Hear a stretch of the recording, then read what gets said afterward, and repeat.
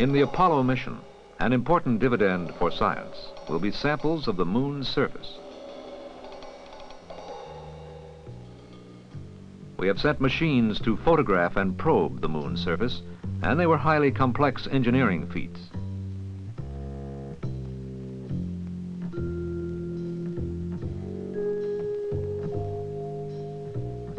But in the final analysis, they were still awkward, groping machines.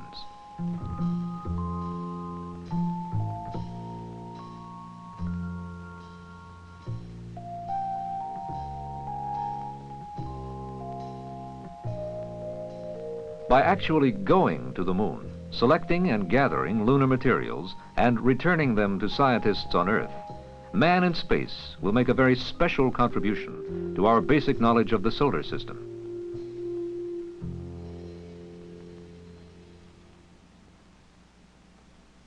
Of major importance to the scientific study of the material from the moon will be the Lunar Receiving Laboratory located at the Manned Spacecraft Center in Houston.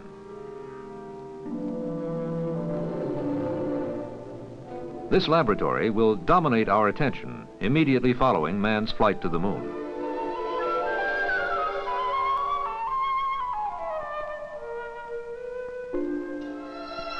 Here, first to an almost totally bare room, the astronauts, their spacecraft, and equipment will come upon their return.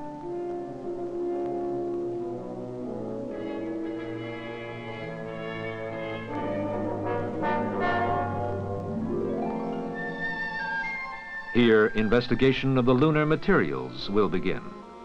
Here, materials will be prepared for delivery to scientists in the United States and abroad. Here, data and knowledge will be amassed and centralized.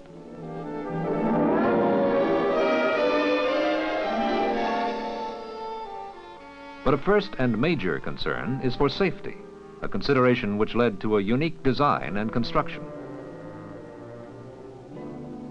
The laboratory will not only protect its test subjects from our Earth's environment, but will also protect our Earth's environment from the test subjects until they are proven safe.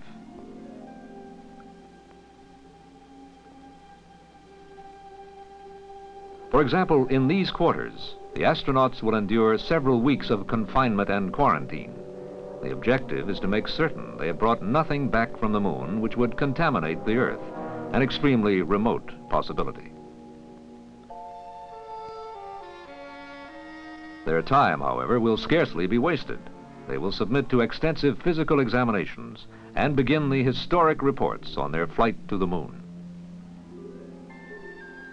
Meanwhile, work with the lunar materials, which will weigh a total of perhaps 50 pounds, will have begun, and seldom will an equal amount of any other material receive as much attention.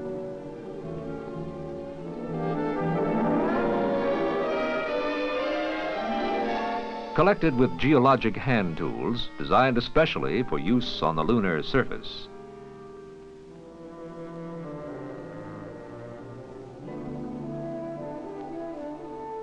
the materials will be packaged in aluminum containers. These are designed to maintain inside the vacuum of space and to prevent contamination from the Earth's environment. After unpackaging operations in ultra-clean vacuum chambers, the samples must be proved biologically safe. This will be done in a series of tests using animals kept in germ-free surroundings as well as in normal environments. Other forms of life, for example, plant tissues and eggs, will also be used in the biological tests. Many of the biological safety tests will take place in cabinets equipped with arm glove assemblies. The cabinets enclose carefully regulated environments.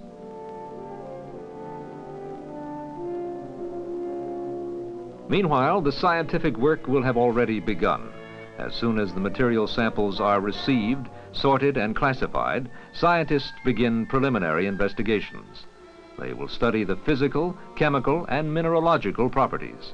They will analyze the minute traces of gases emitted by inorganic and rare matter.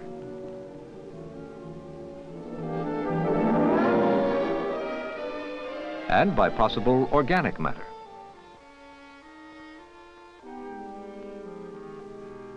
They will measure radioactive characteristics, a job which must be undertaken as rapidly as possible to prevent loss of short-lived data. For this, there's a heavily shielded facility located 50 feet underground to help prevent interference from natural outside radiation.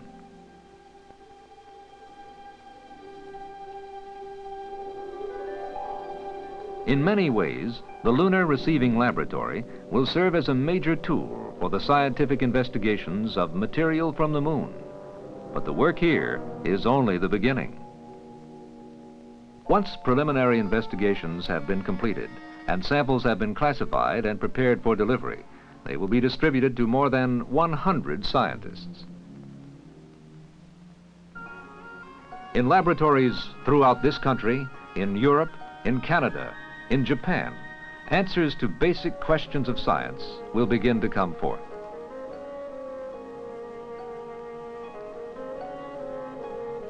Where did the moon come from? How was it formed? What is it made of? How old is it? Does it have any rudimentary form of life?